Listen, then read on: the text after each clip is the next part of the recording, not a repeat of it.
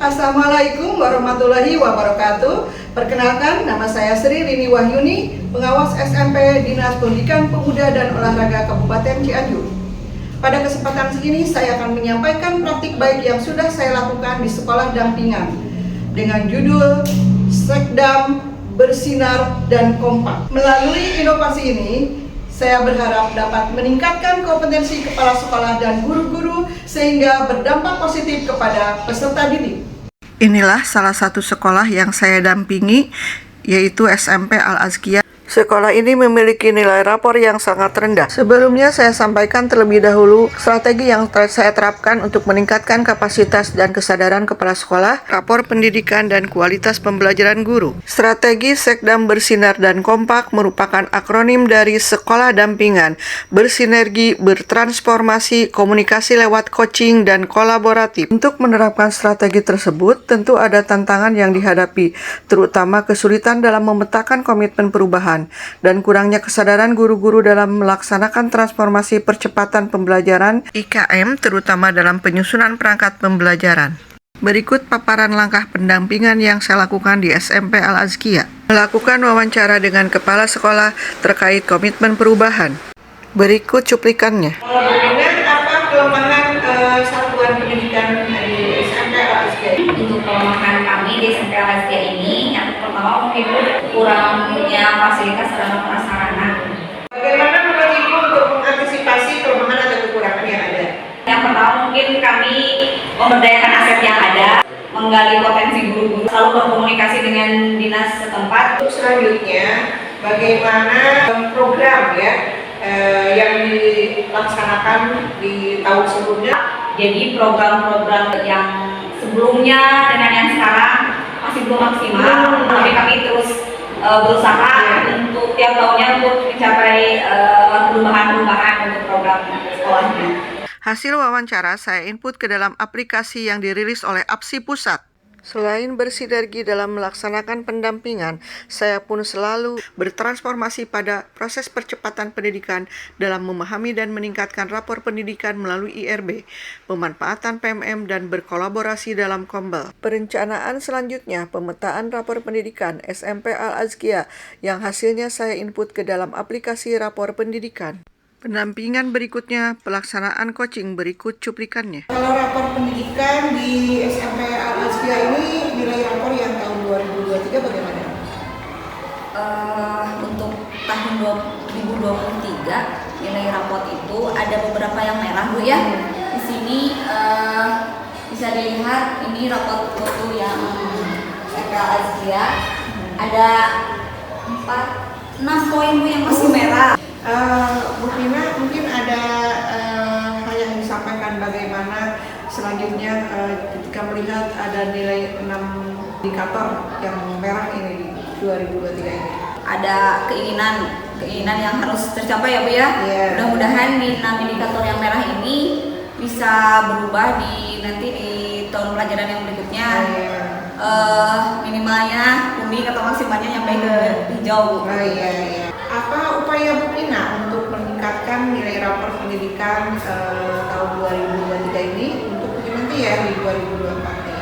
Alhamdulillah di SMP Al-Azkiyah ini kita mempunyai guru yang penggerak, jadi itu bisa menstimulus ke guru-guru yang lain sehingga mudah-mudahan nanti menjadi gerak semua gitu untuk mencapai target di 2024 ya tentunya. Baik, selain itu ada upaya yang lain? Untuk upaya yang lain, alhamdulillah saya punya rencana untuk meningkatkan rapor ini dengan cara kolaborasikan dengan komunitas belajar juga Bu, yang insya Allah akan dilaksanakan 1 bulan 2 kali dengan diperantarai oleh guru penggerak tentunya. Kemudian ada juga in-house training yang berkesinambungan Bu, dilaksanakan dari mulai di yayasan terus kemudian di lembaga kami juga. Itu 1 tahun 4 kali.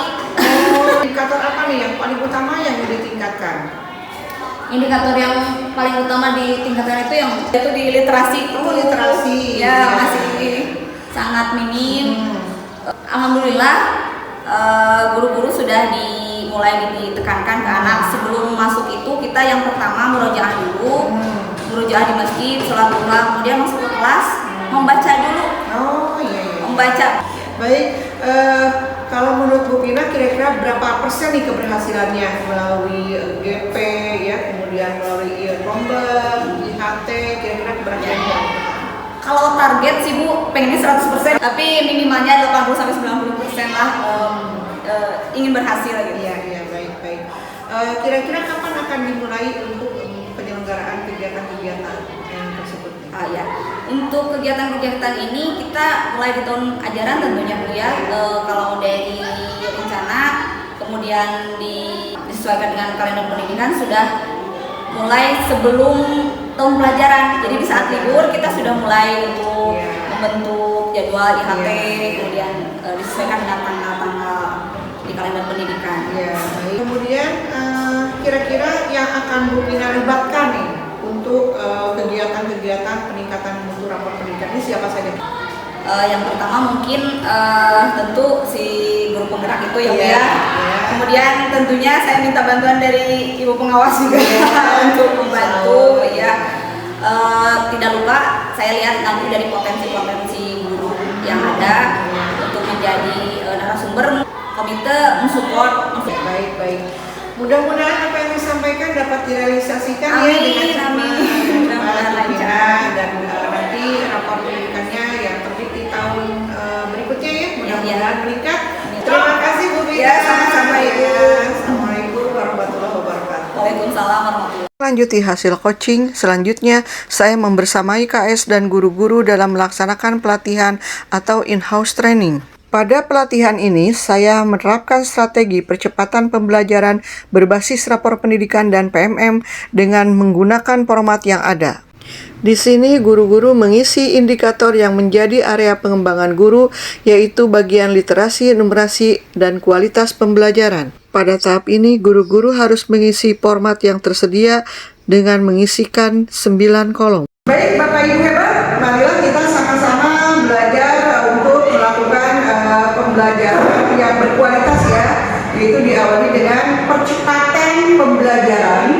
Jadi di sini nanti Bapak Ibu akan mempraktekkan bagaimana cara menyusun format yang sudah disediakan ya. Jadi ketika mengisi format ini nanti Bapak Ibu bisa melihat rapor pendidikan sekolah ini, kemudian juga bisa melihat PMM. Berikut cara pengisian format tersebut. Kolom 1 diisi dengan nomor urut, 2 diisi dengan akar masalah level 1 pada rapor pendidikan, 3 diisi dengan akar masalah level 2 pada rapor pendidikan, 4 diisi dengan link pada rapor pendidikan, 5 diisi dengan CP, TP, ATP, rencana pembelajaran atau modul ajar, asesmen dan menyusun asesmen berdasarkan contoh yang diambil dari PMM, 6 diisi dengan rekomendasi pelatihan mandiri pada PMM dan refleksi kompetensi dari rapor pendidikan, 7 diisi dengan jumlah aktivitas kombel dalam setiap bulan dan menentukan topik pembahasan pada setiap pertemuan kombel. 8. Diisi dengan link bukti karya guru berupa video inspiratif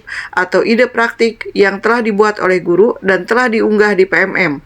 9. Diisi dengan strategi yang diterapkan pengawas dalam rangka percepatan aktivitas guru melalui rapor pendidikan dan PMM. Penyusunan aktivitas perencanaan guru ini dilanjutkan pada kegiatan komunitas belajar sekolah. Guru-guru berkolaborasi, berdiskusi, serta saling bersinergi untuk mengisi format sesuai rapor pendidikan dan PMM.